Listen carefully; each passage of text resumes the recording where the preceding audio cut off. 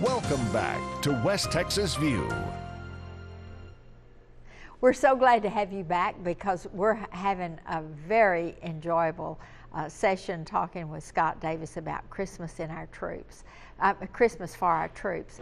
And this is just a project that started 10 years ago in a little tiny corner of his office and now has spread out. And people are getting so much joy out of helping with this project. And I want you to talk a little bit about what you've got out of it and what other people have, and your whole family has been involved in this.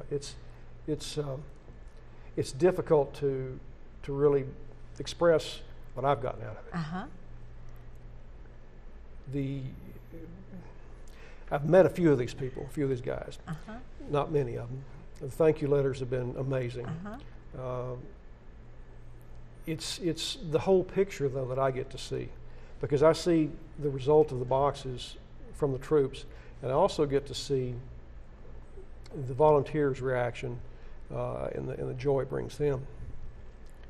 And we've had people that are World War II vets help pack these boxes all the way down to little children, and I have yet to find anybody at those pack-ups that wasn't smiling.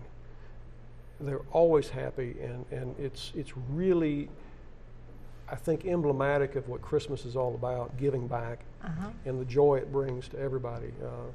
If it wasn't something that people enjoyed doing, we wouldn't have the same core volunteer group that we've had for years, and we can't run them off. You know, they are dedicated. They understand Once the they're value. hooked, they're hooked. Yeah, and I think that speaks highly for West Texas because it's just so much of what the people of West Texas are all about. And you know, we have a young man, he's my age, over in Lakewood, New Mexico, who has been with us for probably 6 or 7 years. He's a very modest means, but he spends a tremendous amount of his time, because he's former military and he understands what it means to get a box far away from home. He spends a tremendous amount of his time doing just exactly what I'm doing, speaking to people and gathering things, and then he brings them all over here to Midland for us to pack in the boxes here in Midland and Odessa. So we reach out to a lot of people and touch a lot of people, and all of them are touched very deeply by this. Well, one of the good stories that I've heard you tell is that a retail manager of a retail chain, you needed a lot more than you had anticipated, because you just kept getting more and more names, and so you were trying to gather up all of these items in the box, and he got in his car and he went to every one of those retail chains in about 6 cities. He did, and brought them to you. Yeah, we were in a bind to get items to finish out the boxes with, because this has been a learning experience on how to control this inventory, and we've gotten better, but we're not great, and we weren't really good back then. And this guy started off in San Angelo, went from San Angelo to his stores there and to Abilene and Big Spring, and then here in Midland, and filled his car with the items that we were short on, and pulled up at the church just before we started packing, so we would be sure to have enough stuff to begin filling those, to complete filling those boxes.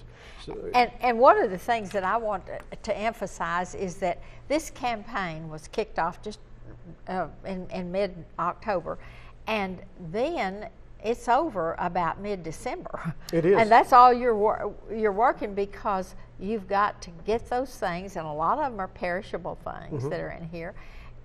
Get the names, get the labels, and that's not a small job, and then get them packed and off by December the 7th. We get them, we'll pack them on the 11th. 11th, and the post office picks them up that day. Okay. And they will be gone typically within 3 days. And it takes them a week to 10 days to get there. So these boxes will arrive just right before Christmas, which is what we want to happen. You know, we want them to be there Christmas Eve, you know, ideally. That won't be the case necessarily, but it's a short term that we work within that's visible. And there's a lot of work that goes on during the year that's invisible. It's like so much of this project. People come in to help pack the boxes on the 11th of December, and it's just amazing, because everything works. And the assembly lines are so well organized. There's so many people helping the ROTC and the football teams and all the volunteers. And the packing goes boom, boom, boom, boom, boom. and people think, well, this is easy. Uh-huh. It's only easy because all these volunteers in the background. Seen another set of volunteers. All those people who have worked, for the October through that period of time and worked so hard and made it possible, because they're just amazing volunteers. Yeah. And anybody who wants to volunteer can do so. And we've got lots of things for people to do, and they shouldn't be shy about calling me or looking on the website. We'd be happy to have anybody who wants to volunteer. And there's a lot of things on that website that talk about the volunteers.